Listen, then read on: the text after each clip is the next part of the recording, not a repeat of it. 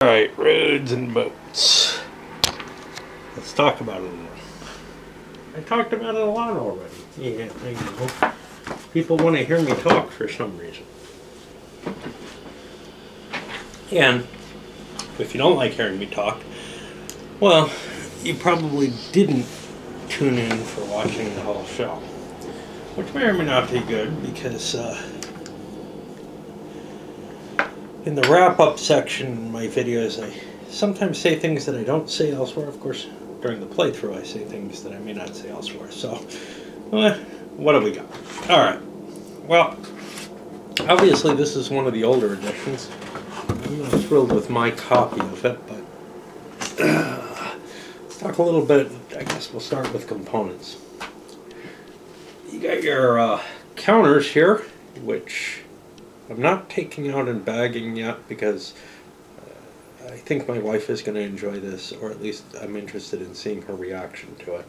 So she and I are going to play it again, and that's just too much sorting to go through to bag everything and put it away. And likewise, I've got my tiles loose in here, although sorted. The counters and the tiles all work just fine, you know. I mean, counters and tiles, right? There is a bit of clutter on the map towards the end of the game. There's nothing much you can do about that component-wise, I don't think. One thing that worries me, I didn't play with this. I'm not very trustworthy or trusting of it. It looks like you're going to need to weight it down everywhere. I think some people, you know, put a frame around it or something. Well, if you're going to do that, just buy a poster frame, play right on that. You know, put the pieces under that and clip it around it or something. I found on a table the piece of plexiglass worked just fine.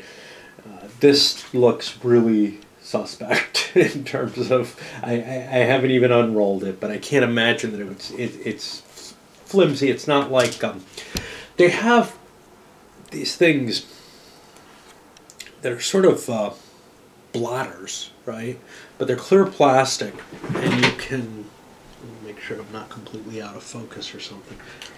It looked like you were kind of blanking out on me, that's why. That little red light just... there are these things that you roll out over a map, and they have a weight to them, and they don't buckle or pooch in ways that you'd think they might. And they work pretty damn well. The problem with them, of course, is if you have multiple sheets. And it's just easier to get a nice big hunk of plexiglass for a game of this nature. I suspect that later versions may come with better components. Here you've got just wooden discs with the transport mechanism on it. That works fine, except that it's hard to tell which disc you have. You may want to put something along the sides of them, maybe paint lines. You know, for example, the donkey would have no lines. The wagon would have a horizontal line, you know, in 4 different places. The truck maybe double horizontal lines. You could mark these up so that they were easier to see, because as it stands, sometimes when the commodities here are stacked on top of the counter, which they are when the counter's carrying them or holding them, they are hard to tell what you have. And I made at least one mistake where I walked down a road with one of my rowboats. These things are for technology. I mean, they just seem sort of random in here, but you have a number of little boards. Each player has a technology board. You have a sequence of play board, which no pieces go on or anything. It's a helpful little mnemonic, but what might be more helpful is if this was a little larger and easier to read. This contains all the information you need for building buildings and processing goods through them.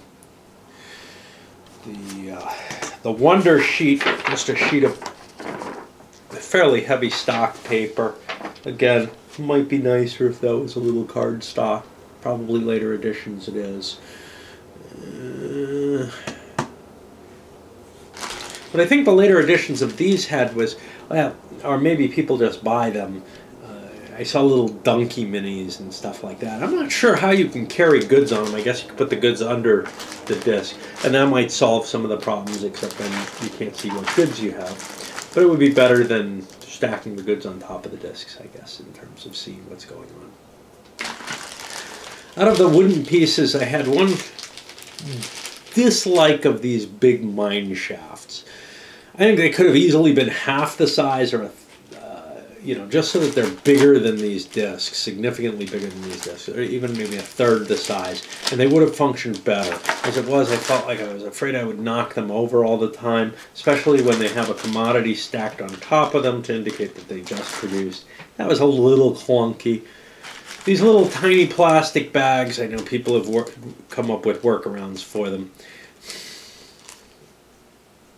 They work. I can see why actually they're used. The only problem is my fingers aren't fat, and I had trouble dipping in, shaking it, randomizing. Not the easiest thing in the world to do. Film cases might be better. Some people use those. I guess that's about it on the components. Yeah, except for the rule book. So the rule book and scenario book for the basic game worked fine. I actually found the rule book itself very clearly written and mostly complete. I don't remember finding anything where I was like, geez, that isn't clear or whatever. I had trouble absorbing it though, and not for any good reason, except that this is a game with some different concepts in it, and some things just didn't stick on that. The first reading and then playthrough. Well, they didn't stick between the reading and the playthrough, and some major concepts didn't get across to me. By the time I got to the full playthrough, I tried one, and that's on the defective video, but then I think I mostly got the rules right. I got one thing I know wrong, which had to do with the geese. But it was these kind of things. There were a number of little things that just didn't click with me, but when I think about when I started wargaming, when I played some of the simple things like Napoleon's Art of War, which is the Napoleon of Waterloo series, I remember totally not understanding how I didn't correctly interpret how combat was handled in it, for example. A little scenario book, a bunch of little scenarios, well described, I think, and they have pictures so you can build it yourself easily enough. This is useless to me. It's a visual attempt to capture the information that's presented here. Maybe if it was bigger it would help, but honestly, this kind of diagram I just do not find terribly useful. I'm not. I think it's easier to fiddle around with the game and absorb what the how the different transformations take place than to try to study a chart like that. That's just too busy and too complicated. Okay, what about the rules? What about the game? Oh, there's this, which is very important because it tells you what's what.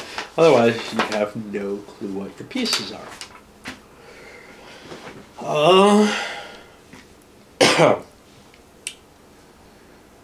So, one of the things that kind of disturbed me to begin with, and I usually don't like games doing this, was, hey, start out with the starter scenarios. Well, I'm glad that I did. Again, there's a lot going on in this game that's kind of new to think about, and there's things that, if you set up a board with the players kind of playing it themselves, whatever, you might very, very easily, without, I'm not sure that I'm capable of it now, without getting a couple plays under your belt, you might really screw yourself over. Or make a situation where one player has an unplayable position or something like that. And it may not be you, but you might very well make an unpleasant game out of it. I think after people have had a couple of games out of here, they get kind of an idea, okay, I need to hook this up, this needs to be there, and these things work together in a good way. But until you have that, you probably don't want to play around with anything other than scenarios that are already published, either here or, you know, people put them online as well. The actual gameplay, it's very, very fiddly. So you're constantly doing these kind of maintenance type tasks, you know, putting production out on all the spaces, picking it up, dropping it off. The game is actually a game about manipulating these little pieces in a way that, you know, it's almost someone saying, let's make a game about being as fiddly as possible. So that's kind of an interesting look at things. I usually don't mind such things, and I think other than the mental issue of trying to juggle all your transport routes and what you're trying to do in your head, which you really do have to do, I think it plays out well within my realm of, yeah, I don't mind this. And there's usually a lot of thought to each of those, not to each action you're taking, not when you're putting out your production, not when you're automatically you know, generating goods at a factory that you no longer have control over. A lot of that's just purely mechanical. But when you get to the movement, the harder stuff, it's hard because there's thought. You're trying to figure out, well, what do I need to balance? What do I need to juggle to get my building materials where I need them? And what opportunity costs am I going to have? For example, if I build a building somewhere in a pasture, it's no longer a pasture, you know, it's now a building. And if I build a building over in some terrain that might serve multiple purposes, you know, do I want to build a quarry there, or is that more important as some sort of transportation hub? Do I need to build a factory there? Do I have enough spaces in my less useful territory? Whatever. All of that becomes kind of a decision that you have to make very, very early. My players all kind of played shooting from the hip, and they all ended up with the same kind of territory, one which did not, in the end, produce very much in the way of victory points. I think the more you play this game, very much, the more you start to see different pathways that work better than just, oh yeah, I need this, I need that. Yeah, that's just pasture. I don't really need that. Yeah, maybe you do. Maybe you need it for your geese and your donkeys. And balancing all that out as to what you're going to need in the long run is really a hard task, an optimization task. One over a very, very broad sort of problem where you're not really, you know, you have to make this strategic decision. Do I need trucks? Way early in the game, do I need heavier boats, or can I get by with kind of the lower level stuff? Will I go with wagons, or can I just go with donkeys to begin with? All these questions are ones that if you don't answer them real early, you're probably not going to do much better than I did there. So anyway, the sequence of play is pretty simple. You have this mechanical set of production actions followed by a secondary layer of production. Now, everything that you do in the secondary layer is kind of interesting because in each of these steps, you have this opportunity to shift the player on. So you've got this player order little aid here, and you have the different, you know, however many players you have in their order, but that gets shaken up by sort of what almost turns out to be the inverse of it, but it's not absolutely so. Basically, there's this temple thing, and the closer you are to it, the more capability you have to just trump everyone's position and jump to the start of the line on this. In doing so, though, you're giving up the chance to do it next turn or the turn after. So it becomes a really, really key decision of, okay, is this the time when it's worth grabbing the first move? And sometimes that'll last you for a long time and you'll actually accrue benefits because other people don't want to take that marginal small gain and they'll leave you to gather that for a few turns. So there's a lot of thinking in terms of when you want to trump in and take the turn first. Anyway, you have an opportunity to do that at each of the phases, but in the production phase it comes actually after the purely mechanical production takes place. And then you might want to trump in order to grab the resources that are produced there, or in order to run things through a factory before another player gets a chance to do so. Another time when it's good to trump in, maybe the best time, is during movement, because during movement you can run to go get materials that have been producing that nobody's claimed already. Quite often that's the place where I saw these trumps happening. Although I did see them in the secondary production. Hey, I want to make paper, and there's two of us here. There's only one slot to make paper, so we need to do it, you know. But on the movement side, it's important in collecting some more rare resources.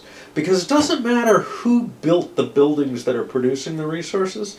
All it matters is who gets the transportation to them and drags them away.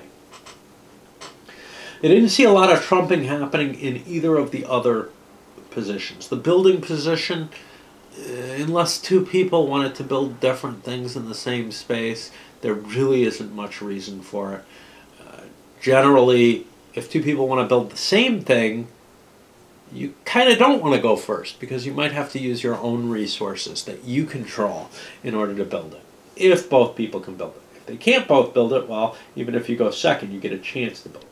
What might end up happening is people playing chicken with something like that, where both people want this resource in that place, but the guy who's going first says, well, after you go ahead. And then both people could come down. And then the final thing is wonder construction, where you can compact goods in your home space, as long as you have a transport there, into these victory points, which are bars over here. Now these are not an efficient way of getting victory points, but they serve two purposes. Not only do they generate victory points, they're efficient early on because there's no other way to generate them, and these rows are kind of small, so you get a bigger proportion. But as the game goes on, they become less and less of an efficient way to purchase your victory points, but they also help you end the game. The game ends when this chart gets filled to whatever position based on the number of players. Well, if nobody does anything, the game doesn't end now. The neutral faction gets its pieces in there as well. So there's always a piece played each turn, and there's a maximum length to the game, but it's usually in someone's favor to hurry the game along, and especially since they get a few victory points for doing so. And it's often the case that you have some excess resources that you can dump into this. The problem is the transport capability to move those resources where you want them. And I probably moved too many into my home territory and ended up building them into bricks, which isn't terribly valuable. So conflict in the game, in the base game, only exists insofar as I do this before you and take something you wanted, either a resource or a production capacity or whatever. There is a capability of throwing some roadblocks in the way. So for some bricks, you can build a wall, and that wall can then be unbuilt by another player throwing some sticks at it. And the more you contest in that particular way, trying to throw up these defenses and take them down, the more expensive the defenses and taking them down become on any given edge between spaces.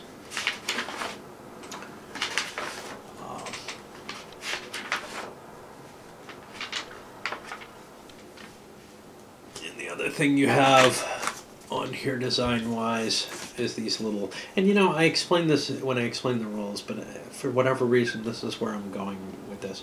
You have these little things, which are the different technologies you can gain, and most of them are transportation technologies. Well, no, half of them are transportation. The other half are improvements in your mining, and then there's an odd out, which is the oil rig, which is one of a couple of paths to getting fuel. What I found in the game was that it gave me a tremendous headache, especially playing so many sides at once. It's a hard kind of thinking, as I said, and not one that I usually like very much. However, as I got kind of used to it, first of all, I can definitely see why people like it. But secondly, it did sort of grow on me a little bit. The same way that some of the other games where you want to deliver stuff, where you want to kind of balance the timing of arrivals of certain materials to make sure you want to make sure you get this pipeline. But it's a complicated pipeline in terms of getting from point A to point B, whatever that is. Early on, it's pretty easy. But as it gets more and more complex, as you're trying to build buildings so that you can process goods that you haven't yet built, and build the transportation so that you can get to the goods that you haven't yet, figured out how to build. Well, it does get to be a little hefty. Strangely, though, my desire is broaden it out, make it richer, make this a much, much bigger economy and everything. And maybe some of the other expansions do that. This one doesn't terribly. This just adds a couple of little things I'll talk about. I can't say much about the value of them in one way or the other.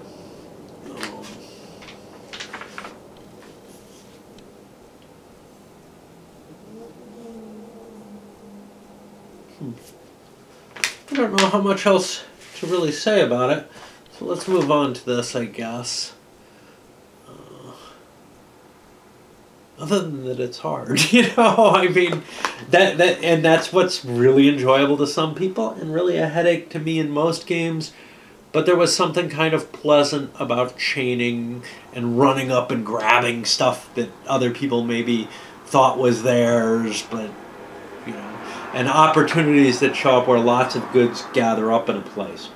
What transportation capacity, not just the capacity to be somewhere and move something, but the capacity to haul the goods is a real limiting factor on this, and one that is a little different from some games, and maybe it would be different if I got some bigger transportation out there. The only things I got were the robots. But in games like, for some reason I'm thinking Merchant of Venus here, but also Silverton and stuff, sometimes it was cool for a lot of a material to stock up someplace, and then it became worth hauling. But here, every space is kind of precious, and it's usually not the case that I find myself saying, oh yeah, it's worth going on a trip and grabbing a bunch of iron and hauling it, just because I can trash compact that at home for bricks on the victory chart. This little thing, first of all, and maybe later, I assume later editions are better, tiny little rulebook, kind of like you got in collectible card games with some things in it. That makes it difficult to cope with for me. I thought it was going to be a folded up rulebook, where it would unfold to a full sheet of paper, which has its problems too, but to get something in this size box. The things it adds are basically airplanes, which are able to fly over everything, but not able to land everywhere. Like, they can't land somewhere with a building. I think they can only land in flat areas, pastures, or deserts. But they can taxi, but they can't carry goods when they're taxiing. Taxiing just moves them one space. That's important if you end up stuck in a building. So, but they give you a fast way of moving goods around. Small amounts of goods. They can't carry very much. One thing they can carry are bombs, which is a new thing that you can produce. That doesn't sound terribly good, but what you can do with a bomb is you haul it up with a transporter, and that can be a wagon or a donkey or an airplane, and you toss it at the building, and it'll destroy the building. It's pretty cheap to make a building bomb-proof, though. All you have to do is surround it with the stones. You just need one piece of stone, and you can turn any building invulnerable to that. So I don't know how terribly valuable that is. The other thing is railroads, which, let's see if I have an example, end up actually as a fixed part of the scenario. And I think they're a little bit better movement than roads. You don't get trains in it. It says planes and trains, but I don't think they're train production.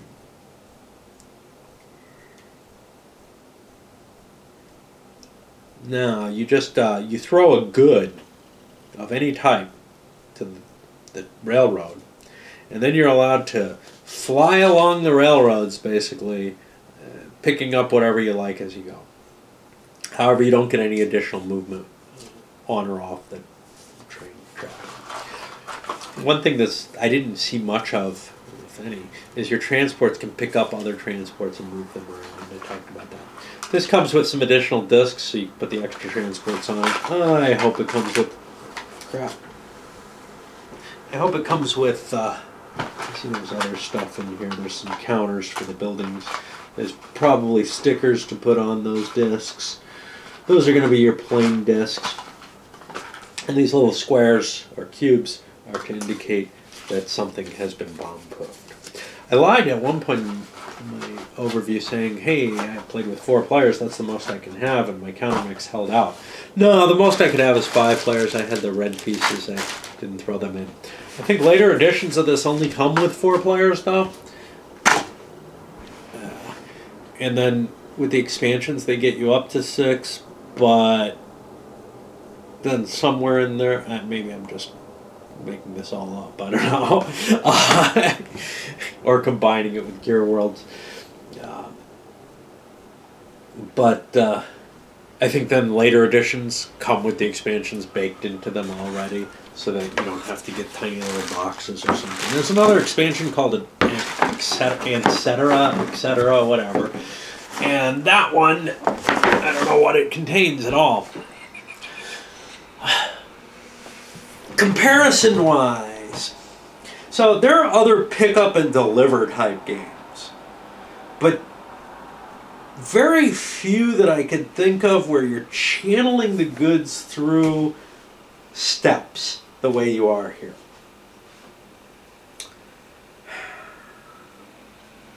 The only game that I can think of that really, really works that way is, well, okay, I can think of 2. One is one I've covered before, Lords of the Sierra Madre. And the other one is Star Trader. These are games where you have factories, where you have commodities, you're moving the commodities through the factories.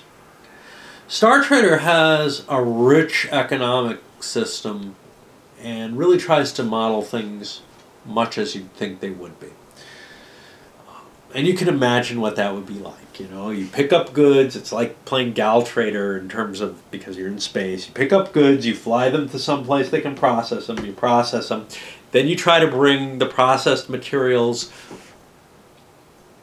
No, actually, you don't have processing in that. No, that's pure pick up and deliver. There are factories, but the factories just produce the goods that are in the location. So, never mind that. Alright, so yeah, there's only one, which is Lords of Sierra Madre, which again is more grounded in reality. It's got a lot of other stuff going on. It's got military actions, which generally just evolve into negotiation. Hey, I'll leave you alone, you leave me alone. Speaking of which, there's room for negotiation in this game. 2 players could decide, hey, we need a boat factory. We need a steamboat factory. Let's build it together. You know, or we need, you know, a paper mill. In the game that I played, the paper mills ended up between players and essentially shared by them. One person built it, both people used it. The person who built it is out some materials. Maybe they could work some kind of agreement that makes that a little fairer. Maybe not. You know, the one thing about, space was a serious limitation in this. So anyway, Lords of Sierra Madre, very, very different play of the game, and in fact, you don't have to physically transport the goods. You just have to kind of show that they can get where they're going. In some ways, that's actually, after the Holocaust, kind of does that too, where you have to, move raw materials to places where you build them. Neither of those games have sort of as complicated a set of things that you produce. They both have a very limited set of things that you produce. And in Lords of Sierra Madre, what you're producing, you're just selling immediately. In some ways, what this reminds me the most of was Railroad Tycoon, where you have to set up a network of trains, of train systems, where you deliver from a raw material to a factory that processes it, to the next factory that processes it. But the play of this is completely different. That was a game where you got money for transporting stuff. And if you started factories, hey, that's well and fine, but your main job, the reason you started factories was so you had something to transport rather than anything else. Here, you want the goods that you actually obtain. And there are some things that are not intuitive in this, and that you can't just base on your own thinking. So you could think, well, okay, 2 donkeys makes a 3rd donkey. That makes sense. 3 donkeys, nah, they're too busy fighting or something. I don't know. But the inability to build more than 1 building per tile, that didn't really seem intuitive to me at all. And some of the other factors in it. Definitely kind of the walls, the fact that they get more expensive, not just as you build more layers of wall, but as they get torn down, rebuilding them is more expensive. Is just as expensive as putting additional layers to a wall. Not that I saw any of either of those, because resources are tight in this game, and if you spend too much time fighting or defending things, you're going to fall behind players who maybe come to a more peaceable agreement. And that's what largely we saw, was that, putting a wall up, taking a wall down, but putting too much effort into trying to block someone or trying to build vehicles to go raid them with or whatever, just too hard. And yes, indeed, this is the Splotter Spellen symbol, which is on these pieces. So these don't do anything. I've got a few of those. Right then. I guess that's about all I have to say. I like it enough that I want to explore it some more. I don't like it solitaire enough that I want to play multiplayer solitaire again. And I don't think that I like puzzle games enough to play any of the truly solitaire versions, which really are, hey, just play this, see how well, whether you can beat yourself or whatever. So that is it for that one. And hopefully I won't make a mess out of it. I'll be back with a war game. Back with my Napoleonics.